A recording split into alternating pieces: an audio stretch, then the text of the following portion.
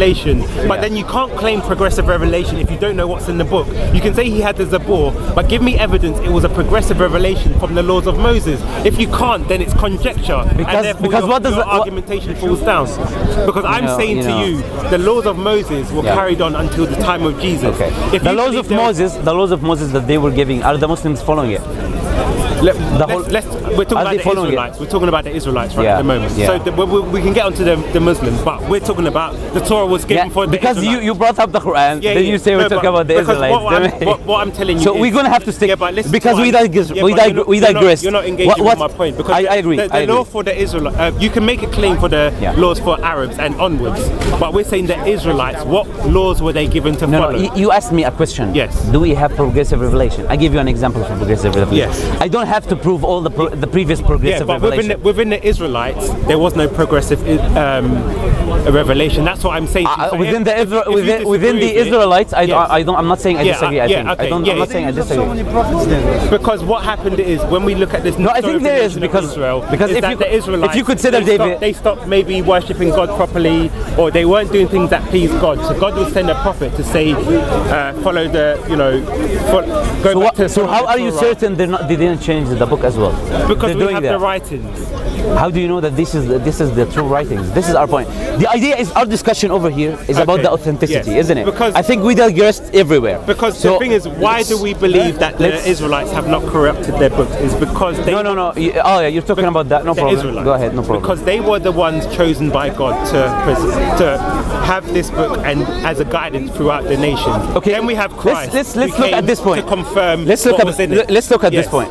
Let's take your reasoning for the sake of the argument, even though I gave you other options. This is why I went into the story of the burden of proof. I'll tell you. If you make a claim, I'll tell you have to prove it. The standard of truth. Yeah. I say this is. But you can prove to me as well that they preserve the books. But again, this is why we fall into a fallacy. This is why we have something called the burden of proof. That's why I told you let's continue for the sake of argument, because we're not going to finish. Yeah, but if we're going to have a sincere and logical discussion, we then have to go by logical argumentation. So therefore, we can go by the study of the burden of proof, because it's a neutral principle that tell me what the principle says. Okay, let me get you let's read it. Because I don't. But let me tell you something. But let me tell you something. Revelation as an example is when you guys. We already gave examples. What I said from the biblical standpoint. Is when they talk about animal sacrifice in the Old Testament, and then the New Testament, and then in the New Testament,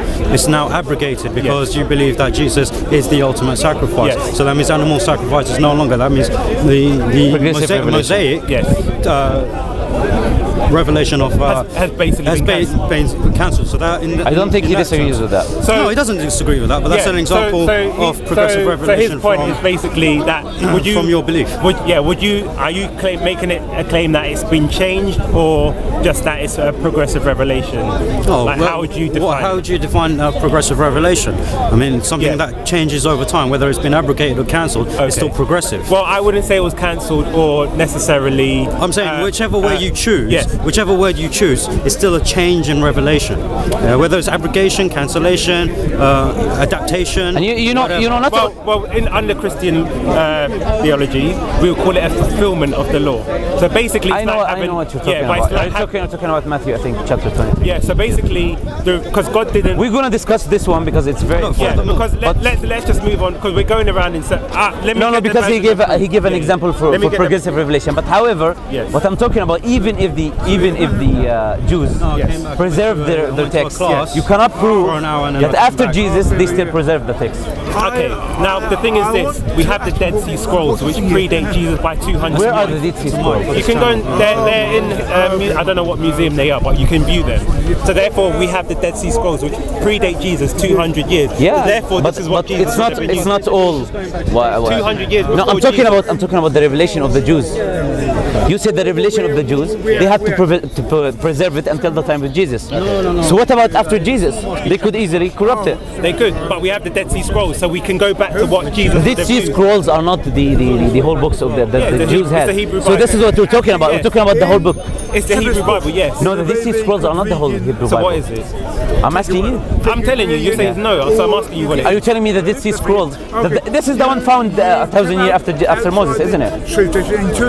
Yeah. The Dead Sea Scrolls are the one found 1,000 years after Moses. Which is the old. Yeah, you have no proof that this is not changed. Well, again, let me give you the definition of burden of proof. Otherwise, we'll keep going around and round. Anyways, no. I don't want to stick on one point. Yeah, but let me just give you the definition. It says the burden of proof. Yeah, where is it?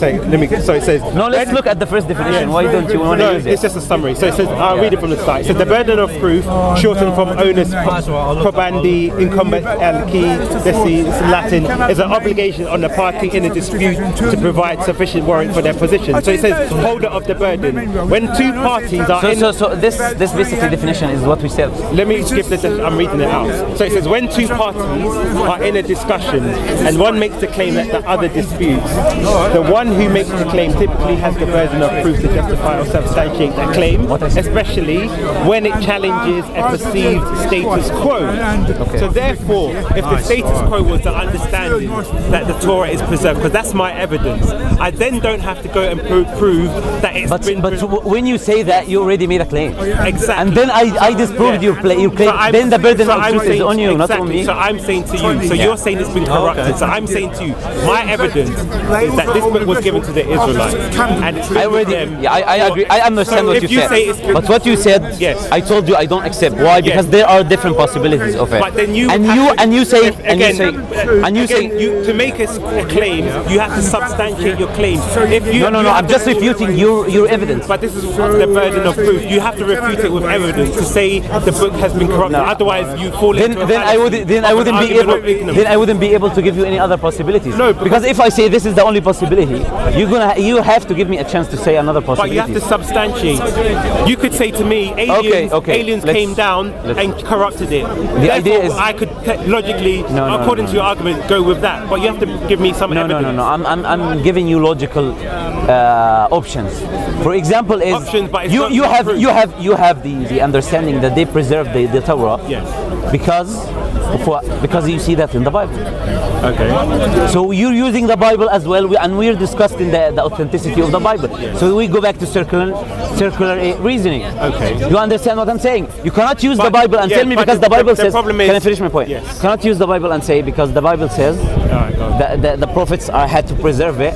Therefore, it was preserved. Okay. You have to give me evidence from outside the Bible that actually the prophets, for it not to become circular reasoning, you have to give me from outside the Bible. No, because this is the mistake you make. So, I'll tell you why it's a mistake.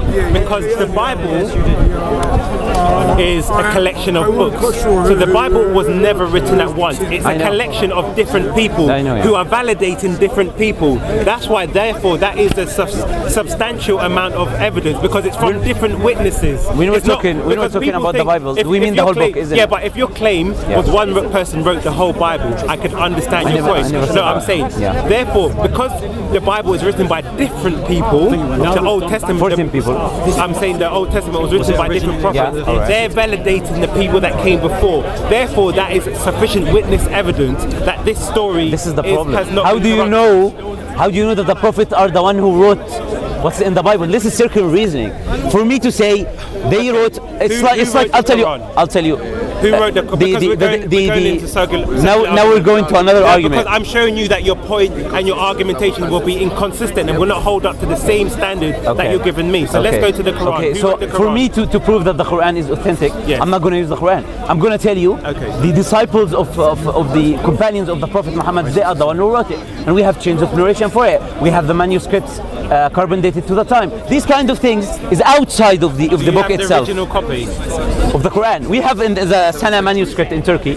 We have in here the Birmingham manuscript, and we have, I'll tell you, we have also two other ways. One of them prophetic tradition. We have the chains of narration. Do you have the original Quran? The original Quran. Yeah, the Birmingham manuscripts that you find over here is dating to the time of the Prophet. No, because you had. It's dating to the time of the Prophet. It dates to, I think. No. Like dates 50, 60 years. No, it dates to the time of the Prophet. You can go check it out. Yeah, the time span. You can go check it out. Is about. It's 600 ADs. Yeah, exactly. Plus or minus. So you're saying if you can find the evidence, because it's not. Yeah. It's not. Anyways, you see what I'm doing? No. What the material? Anyways, wait, let me address that point. Okay. The material it is written on, I think, is leather or something like that.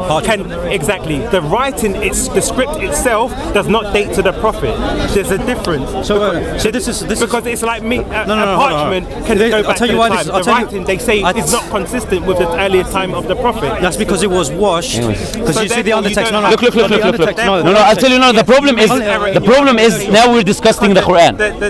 No. That's not what we're discussing. I'll tell you what. Listen. What is the subject? The subject is the authenticity of the Bible. Right. And I was just giving you evidence. We have evidence from outside the Quran. So you're going to have... Which is the evidence outside? The one we talked about. This is the example for you. You have to bring such evidence, carbon dated to the time of Jesus. The Sahaba.